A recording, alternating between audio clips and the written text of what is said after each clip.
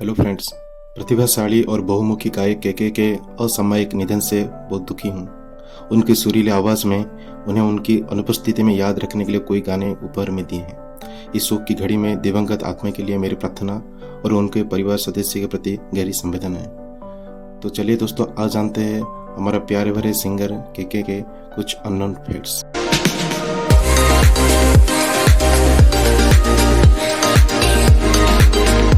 Singer के का बीती रात कोलकाता में निधन हो गया है।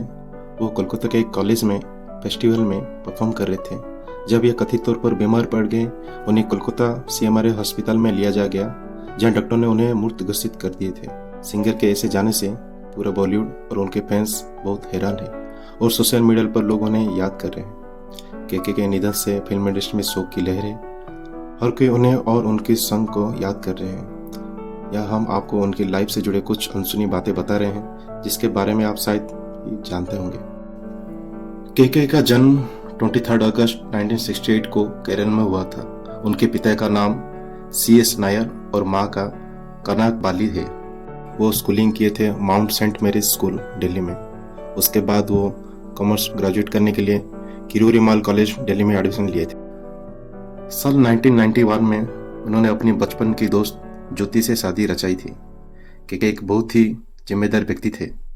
जब भी उनके पास वक्त होता था, वो अपने परिवार के साथ रहते थे। एक इंटरव्यू के दौरान के ने कहा था, मेरा परिवार ही मेरी ताकत है, वो मुझे हर कमजोरी से लड़ने के लिए ताकत देता है। उनके एक बेटा और एक बेटी है। उनका बेटा नकुल, जिसने एल्बम हमसफर में एक गीत मस्ती गाया है। के की एक बेटी भी है जिसका नाम है तमारा है। के की जिंदगी का यू टर्न तब आया जब अपनी पत्नी को कहने पर वो दिल्ली से मुंबई आए।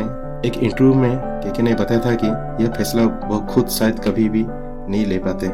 दोस्तों, आपको जानकर हैरानी होगी, लेकिन फिल्मों में ब्रेक मिलने से पहले के ने 3500 जिंगल्स गाए थे।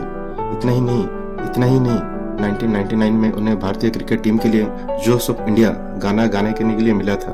उसके बाद उन्होंने अपनी एल्बम पल निकाली और जनता उनकी आवाज में बह गए थे। के ने किसी इंटरव्यू में बताया था कि वो म्यूजिक इंडस्ट्री में काम करने के लिए एक साल 1994 में मुंबई जाने से पहले उन्होंने होटल इंडस्ट्री में काम किया था। के ने बॉलीवुड हंगामा में एक इंटरव्यू में शेयर किया था कि उन्हें एक बार हरिहरन ने दिल्ली में गाते हुए देखा था और उन पर दिग्गज सिंगर ने उनको मुंबई जाने के लिए प्रोत्साहित किया। के ने एक इंटरव्यू में दौरान इस बात को खुलासा किया था कि उन्होंने कभी गायकी की शिक्षा नहीं ली है। वो म्यूजिक स्कूल गए जरूर थे, लेकिन कुछ ही दिनों के बाद उन्होंने उसे छोड़ दिया था। ऐसा इसलिए क्योंकि मशहूर गायक किशोर कुमार के की प्रेरणा थे और किशोर कुमार ने भी कभी म्यूजिक स्कूल का चेहरा नहीं देखे थे। इसके बावजूद उसके वो आवाज भी भारत के सबसे मशहूर सिंगर में एक है। के कभी भी एक गायक नहीं बनना चाहते थे। उनका बचपन से सपना डॉक्टर बनने का था। के किशोर कुमार और बर्मन को अपना गुरु मानते थे और उन्हें यह ध्यान में संगीत को अपना करियर बना लिया। कॉलेज के दौरान उन्होंने अपने दोस्त के साथ मिलकर एक बैंड किए थे। विख्यात फिल्म निर्देशक विशाल भारद्वाज ने के को बॉलीवुड में गाना गाने का पहला मौका दिया था। उन्होंने बॉलीवुड में अपना कार्यकाल माचिस के छोड़ आए हम ये शुरू किया और आगे चलकर कोई और लोकप्रिय गाने गाए। साल 1990 में सोनी म्यूजिक में लॉन्च हुआ तो वो एक नया गायक को लॉन्च करना चाहते थे। इस काम लिए के को चयनित किया गया। उस दौरान उन्होंने पल नामक एक सोलो एल्बम निकाला, जिसमें संगीत निर्देशक लेस्ली लोविस थे। उनका दूसरा एल्बम हमसफर 24 जनवरी 2008 को रिलीज किया गया।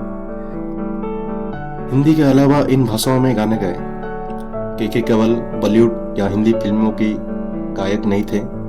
उन्होंने अपने जीवन में तमिल, तेलुगु, मराठी, कन्नड़, बंगाली, मलयालम, गुजराती और असमिया भाषा में कई गाने गाए थे। के ने साल 2005 में सिंगिंग शो में फेम गुरुकुल में ज्यूरी की भूमिका निभाई थी। बता दें कि इसी साल सिंगर अरिजीत सिंह ने इस शो में हिस्सा लिया था। इस शो से ही अरिजीत सिंह को पहचान मिलनी शुरू हुई थी। Subscribe now and press the bell icon.